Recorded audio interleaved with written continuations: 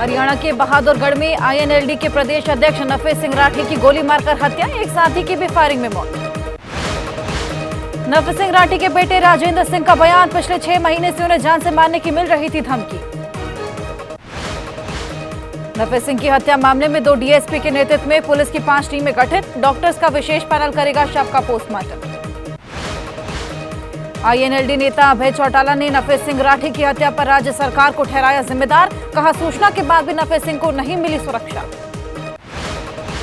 कांग्रेस नेता भूपेंद्र सिंह हुड्डा ने नफे सिंह की हत्या पर जताया दुख, कानून व्यवस्था पर उठाए सवाल, कहा प्रदेश में कानून व्यवस्था फेल।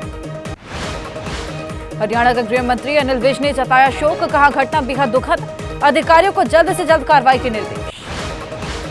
आप नेता सुशील गुप्ता ने नफे सिंह राठी की हत्या को दुखद बताया, कहा प्रदेश में नेता, व्यापारी, किसान, आमजन कोई भी सुरक्षित नहीं। ईडी ने दिल्ली के सीएम केजरीवाल को आज फिर पूछताछ के लिए बुलाया, ईडी ने अरविंद केजरीवाल को 7वीं बार जारी किया समन। आज सीबीआई के सामने पेश नहीं होंगे बीआरएस नेता की कविता, संसदीय चुनाव का हवाला देकर नोटिस स्थगित करने का अनुरोध किया। टीएमसी नेता महुआ मोइत्रा को भी ईडी का समन, आज ईडी ने पूछताछ के लिए बुलाया, ईडी ने फेमा मामले में भेजा दूसरा नोटिस। आज शंभू और खनौरी बॉर्डर पर डब्ल्यूटीओ के खिलाफ होगा विरोध, किसान जलाएंगे डब्ल्यूटीओ का पुतला, एसके की बैठक के दौरान लिया गया फैसला। आज ट्रैक्टर के जरिए विरोध जताएंगे किसान, नेशनल हाईवे और स्टेट हाईवे के एक साइड ट्रैक्टर को खड़ा कर विरोध जताएंगे। आज वेस्ट यूपी में भी निकलेगा ट्रैक्टर मार्च, राकेश टिकैत ने किसानों से कही थी हाईवे के एक तरफ ट्रैक्टर खड़ा कर विरोध जताने की बात। आज सुबह 11 बजे शुरू होगा किसानों का ट्रैक्टर मार्च, शाम 4 बजे तक हाईवे किनारे पर खड़े रहेंगे ट्रैक्टर, हाईवे को नहीं किया जाएगा बाधित। मुजफ्फरनगर में भारतीय किसान यूनियन आज बनाएगी ट्रैक्टर्स की श्रृंखला, दिल्ली हाईवे किनारे पर ट्रैक्टर खड़े कर बनाई जाएगी श्रृंखला। किसान आंदोलन में कुछ ढील होते ही खोली जा रही दिल्ली की सीमाएं, सिंघू बॉर्डर से हटाए गए बैरिकेड्स। हिरासत में लिए गए टीएमसी नेता अजीत मैती, कब्जे और वसूली के आरोप के चलते पार्टी ने पद से बर्खास्त किया, शाहजहां शेख का करीबी है अजीत। फैक्ट फाइंडिंग कमेटी के सदस्यों ने पश्चिम बंगाल की राज्यपाल से मुलाकात की, संदेश खाली मामले पर राज्यपाल के सामने रखी अपनी राय। पश्चिम बंगाल में फैक्ट फाइंडिंग कमेटी के दौरे को लेकर बोले टीएमसी नेता कुणाल घोष, राज्य सरकार को बदनाम करने की हो रही कोशिश। टीएमसी नेता प्रतिनिधिमंडल ने संदेश खाली का दौरा किया, टीएमसी नेताओं ने सुनी ग्रामीणों की समस्या।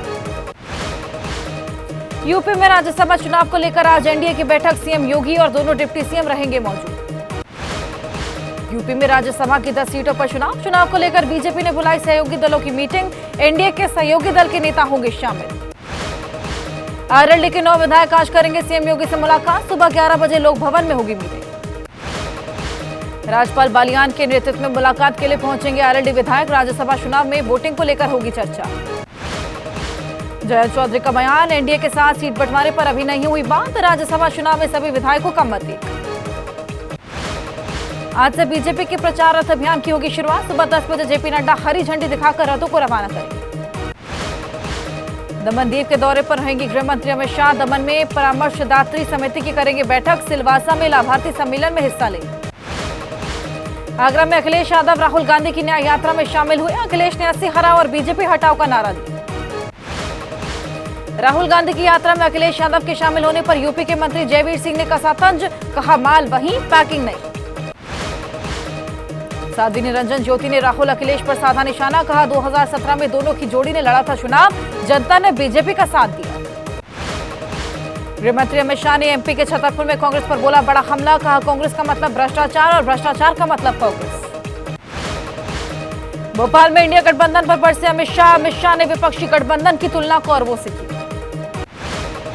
हिमाचल प्रदेश के ऊना में बोले केंद्रीय मंत्री अनुराग ठाकुर, जिस पार्टी में मोदी जैसा नेता, वो पार्टी चुनाव का कर रहे इंतजार।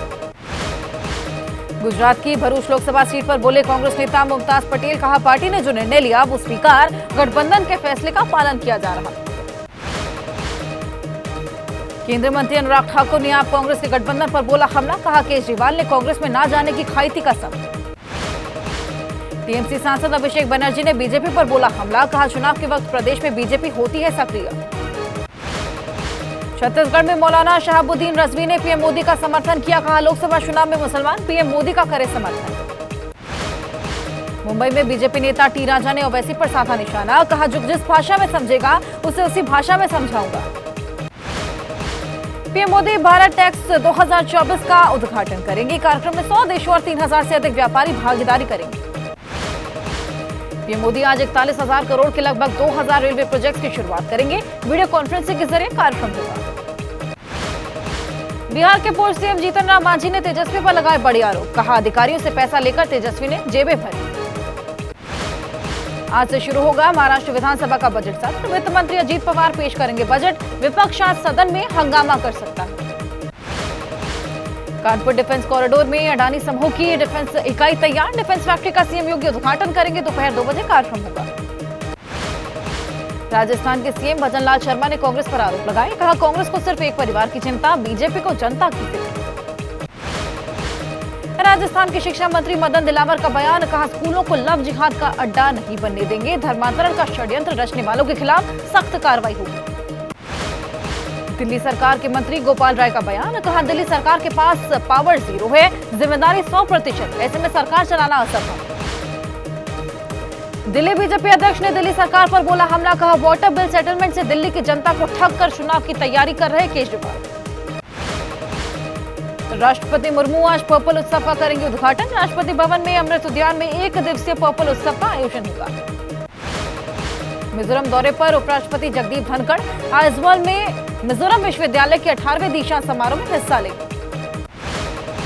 एमपी के भोपाल में पटवारी प्रवेश परीक्षा को लेकर एनएसयूआई कार्यकर्ताओं ने निकाली रैली। प्रदेश सरकार के खिलाफ जमकर नारेबाजी। मराठा आरक्षण एक्टिविस्ट मनोज जरांगे ने देवेंद्र फडणवीस पर बड़े आरोप लगाए, कहा फडणवीस मुझे मारने की कोशिश कर रहे। जरांगे के आरोपों पर बोले महाराष्ट्र के सीएम एकनाथ शिंदे, कहा जरांगे अब राजनीतिक भाषा बोल रहे हैं। जरांगे के पीछे कौन षड्यंत्र रच रहा वो जल्द सामने आएगा।